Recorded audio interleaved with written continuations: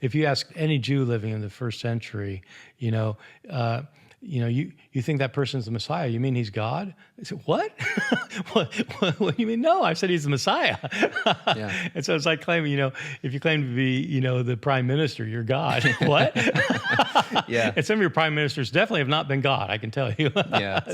So what verses are we talking about when people want to say in the Synoptic Gospels, Jesus here is claiming to be God? Because like we said a moment ago, some people suggest that he's not going to outright claim that he's God, but he's going to do things and say things which imply it and will later be seen as evidence of such. What kind of things are we talking about? Well, the one that people point to most frequently is a little bit difficult to unpack, but it's the passage in Mark chapter 2 where Jesus is he's in a house, it's crowded, people are all around, and there's this fellow who is paralyzed, and he's being carried on this cot, this pallet, and they can't get to him.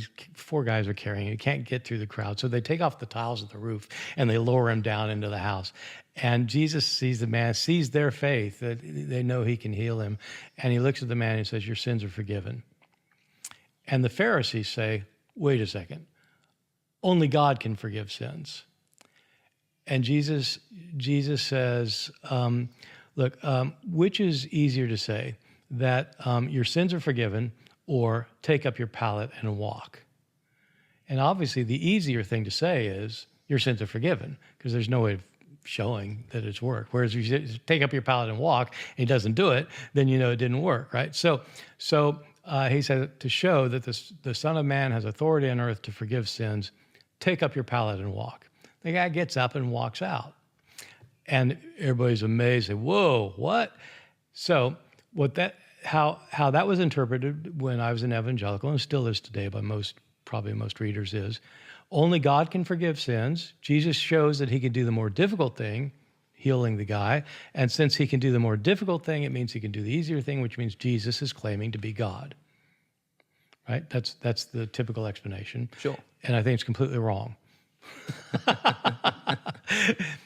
It's Jesus' enemies who say that only God can forgive sins.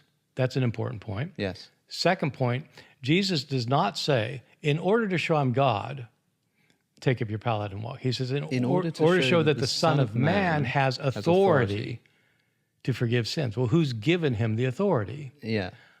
God has.